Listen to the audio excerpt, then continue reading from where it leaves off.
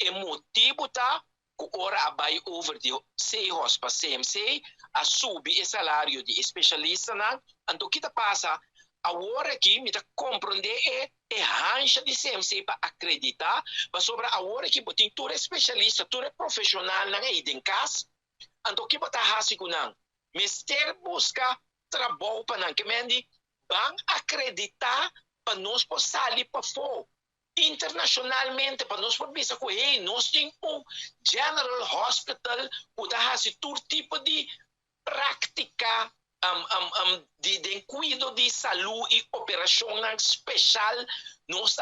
aqui dentro do CMC para um dado momento hasta para concentrar riba e turismo médico que médico rende de afo portanto também aqui não para bem realizar certa operação para sobre na Corsol não tá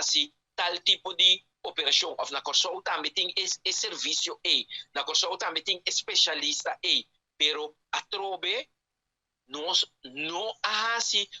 análise profundo para mirar que cotava é melhor forma para nós fazer então agora que tem implementação nós realizar implementando e manejo que nós que riba nós não tem meio não financeiro então PCI cada vez gerência de hospital tá sali grita o tende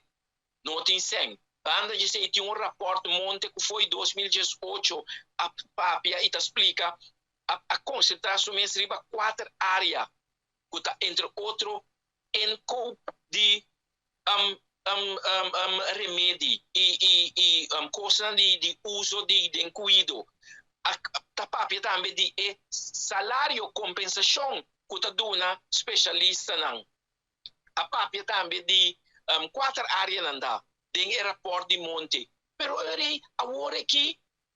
Mister Baina impor sobre den rapport também tem diferente recomendação então tá pensei a binco e registro sobre dado momento botin que põe ordem op zaken coisa não possível cana maneira coisa a cana através do último ano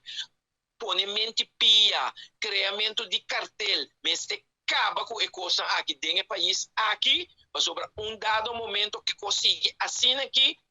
pueblo não está bom serviço.